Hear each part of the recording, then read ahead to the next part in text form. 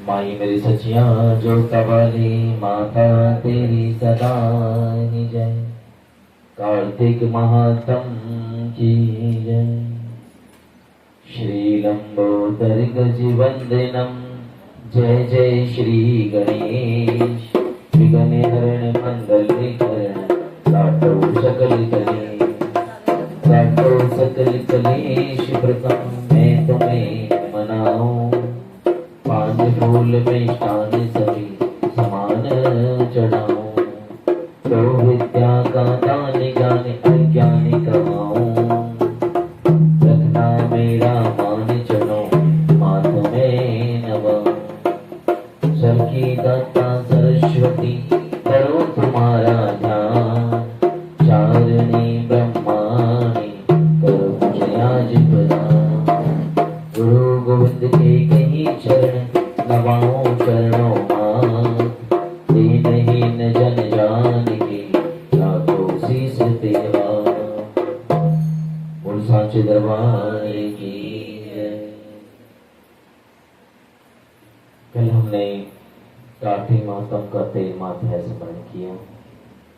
14वें अध्याय के अंदर अयु अष्टमी की व्रत की कथा है।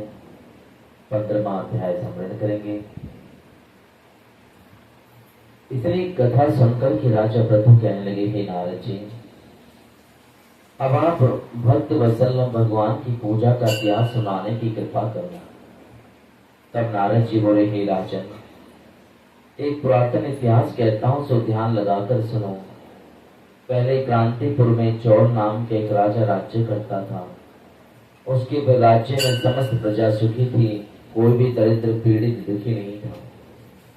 राजा के नाम पर उस देश का नाम भी चौल देश रखा गया।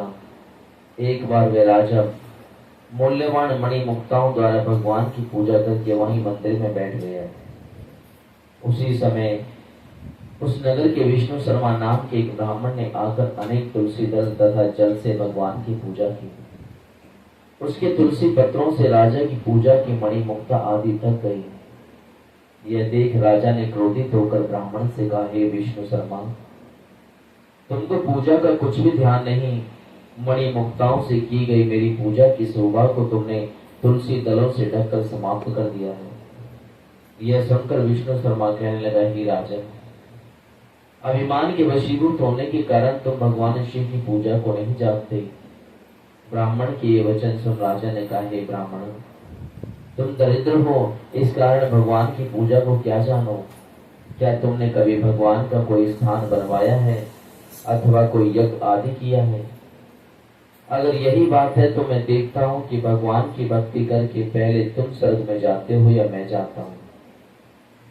इतना कहकर राजा ने गुंगल ऋषि को आचार्य बनाकर बड़े बड़े यज्ञ आरंभ कर दिए।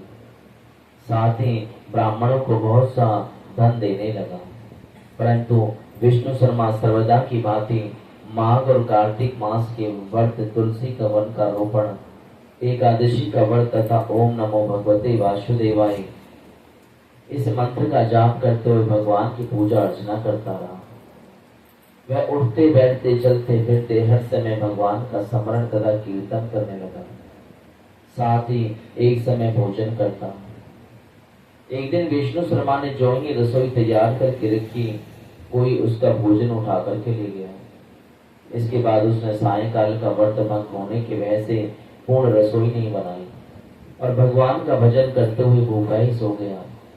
दूसरे दिन भी जैसे ही रसोई बनाई, जो ही भगवान का भोग लगाने लगा, कोई फिर भोजन उठा के ले गया। इस प्रकार ब्राह्मण को निराहार 7 दिन व्यतीत हो गए। विष्णु शर्मा भोग के मारे व्याकुल हो गया, परंतु सत्संग का समय भंग ना हो जाए, भगवान की जो पूजा अर्चना है वो भंग ना हो जाए, इस भय से उसने दूसरी बार रसोई तैयार नहीं की। वह यही सोचता कि ना जाने कौन मेरा भोजन उठाकर ले जाता है, और भक्तों के शासन को छोड़ना भी उसने उचित नहीं समझा। तत्पश्चात उसने निश्चय किया कि आज मैं पूरी तरह से ध्यान रखूंगा और देखूंगा कि मेरी भोजन को कौन लेके जाता है। इसके बाद उसने जैसी भोजन तैयार किया, एक स्थान पर चिपक के बैठ गया। थोड़ी देर बाद उसने देखा कि अति दीनहीन दुर्बल चांडाल, जिसके शरीर में केवल अस्थि मात्र शेष था, छिपकर आया और भोजन उठाकर ले चला। उसे देखकर विष्णु शर्मा का हृदय करुणा से भर आया। फिर प्रकट होकर कहा, अरे भैया, रूखा भोजन मत लेके जाओ, मेरे पास थोड़ा घी है, वो भी लेते जाओ। ब्राह्मण की ये वचन सुनकर भयभीत होकर वह चांडाल भागता हुआ ठोकर खा के गिर पड़ा। तभी विष्णु शर्मा भी उसके पास पहुंचा और एक वस्त्र से उस पर हवा करने लगा। थोड़ी देर बाद उस ब्राह्मण ने क्या देखा कि उस चांडाल की जगह शंख, चक्र, गदा, पद्म तथा परमाला पहने भगवान विष्णु स्वयं वहां पर लेटे हुए हैं। उसी समय ब्राह्मण ने भगवान के चरणों में गिरकर नमस्कार किया। तभी रुद्रावतार देवता भी वहां पर आ गए। ऋषि मुनि देव मंत्रों से उनका पूजन करने लगे। तब विष्णु भगवान ने अत्यंत स्नेह पूर्वक ब्राह्मण का आलिंगन कर उसको साक्षात मुक्ति प्रदान कर दी। तत्पश्चात अपने साथ विमान पर बैठाकर वैकुंठ को ले गई।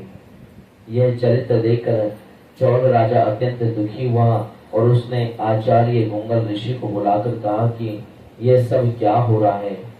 जिसके द्वेष के कारण मैंने यज्ञ आदि किए वह वैकुंठ को जा रहा है और मैं यहाँ पर स्थित हूँ।